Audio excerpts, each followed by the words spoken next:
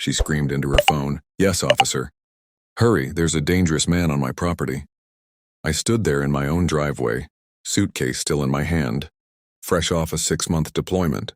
My neighbors peeked from their windows, confused because they knew exactly who I was. The house behind me wasn't hers, it was mine, paid for in full, title in my name. Yet this woman with short blonde hair, wearing a fake HOA badge, acted like she owned it all. She pointed at me and barked, "He's trespassing. Arrest him before he breaks in." I couldn't believe what I was seeing. My porch light had been replaced, my flag taken down, and her lawn chairs were sitting where my wife's roses used to be. She'd been living inside my home for weeks while I was overseas.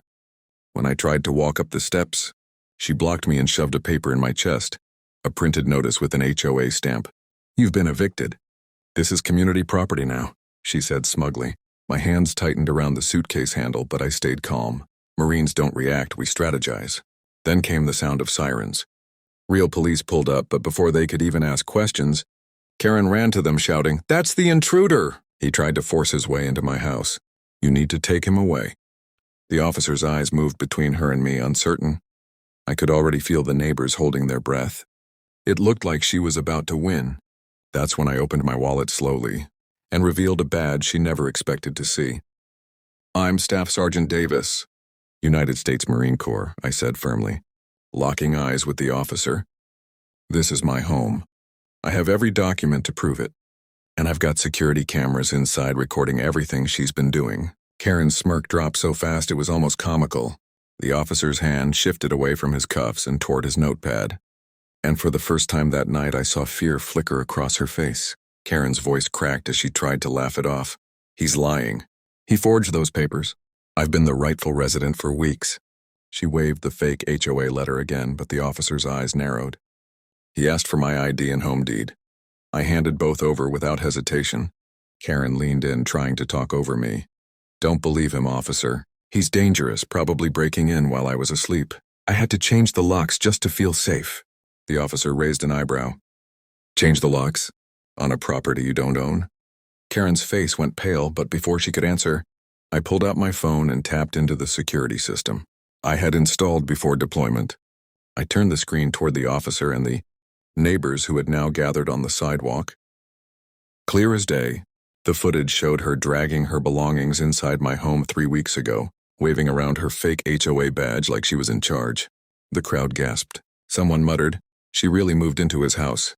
Another neighbor whispered, "That's stolen valor in reverse. She's stealing a Marine's home." Karen shrieked, "No! He hacked the cameras. This is all fake." Her desperation was almost pitiful. But then she crossed a line. She pointed at me again, her voice sharp. "He's violent. Arrest him now before he hurts me or the community." The officer didn't budge. Instead, he asked me a direct question.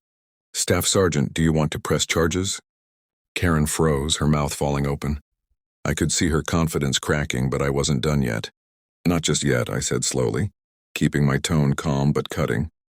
"Because this goes deeper than trespassing.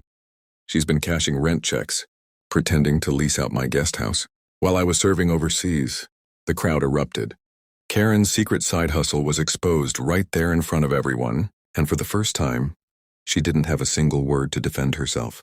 Karen's face twisted in panic as the officer asked, "Is that true?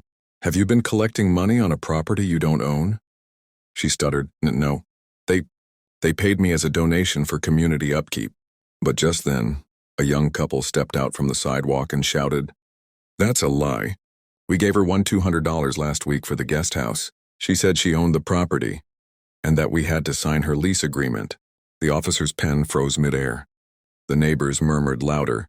Cameras now pointed straight at Karen. I felt my jaw tighten. "You tried to scam my neighbors too? While I was overseas defending this country?" My voice echoed across the street, and I noticed how the officer straightened when I said it. Karen's arrogance cracked completely, her eyes darting around like a trapped animal. Still, she made one last desperate attempt. She pulled another folded paper from her purse and shoved it at the officer. "Here, this is proof. This is the HOA transfer of ownership." But the paper was laughable.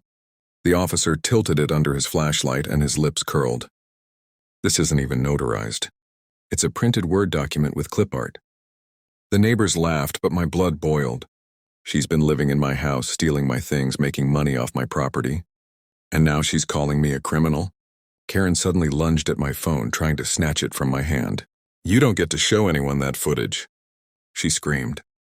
But before she could even touch me, the officer grabbed her wrist and pulled her back. "Ma'am, that's enough," he barked. Her face drained of color as the cuffs clicked onto her wrists. Yet even then she screamed at the top of her lungs, "You'll regret this. You think you're powerful, but you don't know who I work for." The crowd went silent. Even I froze for a moment. Because her words didn't sound like empty rage, they sounded like a threat. Her words hung in the air like poison. The officer tightened the cuffs, but Karen twisted around, hissing, "You think this is over? The HOA backs me up. They wanted me here. You'll be the one dragged out in the morning." The neighbors exchanged shocked glances. She wasn't just some squatter. She was hinting at something bigger. I stepped closer, my voice low but steady. "Are you saying the HOA gave you permission to steal my home while I was serving overseas?" Karen smirked through her panic as if she enjoyed dangling the threat. "They're stronger than you think. They'll bury you in paperwork, lawsuits, liens. By the time you're done fighting them, you'll wish you never came back." The officer's jaw tightened, but I saw doubt flicker in his eyes. HOA disputes could get messy, and she was playing that card hard. The neighbors murmured, "What if she's right? Can the HOA really do that?" That was exactly her game, fear and confusion. But she didn't know my final card. I pulled another folder from my bag, the one I had carried straight from base. Inside were notarized ownership papers, military housing protections, and a federal statute under the Service Member Civil Relief Act. I handed them to the officer with calm precision. "She forgot one thing," I said, my voice firm. "I didn't fight for this country. Just to come home and be tricked out of my own house. And the law makes sure of it." The officer's face changed instantly. He scanned the papers, then looked back at Karen. "Ma'am, you're not just facing trespassing. This is federal-level fraud against an active-duty Marine." Gasps rippled through the crowd. Karen's smirk collapsed. She started shouting nonsense, kicking at the ground. But it was too late. The weight of her scheme had finally crushed her. As they shoved her into the squad car, the neighbors cheered. One man yelled, "That's what happens when you mess with a Marine." Another woman clapped and said, "Welcome home, Sergeant. This is your street." I stood there on my porch, the door finally opened behind me, my home waiting like it had missed me as much as I missed it. And as Karen's screams faded down the block, I looked at the flag I would raise again in the morning and said quietly to myself, "This house doesn't just belong to me, it belongs to every sacrifice I made for this country." The end.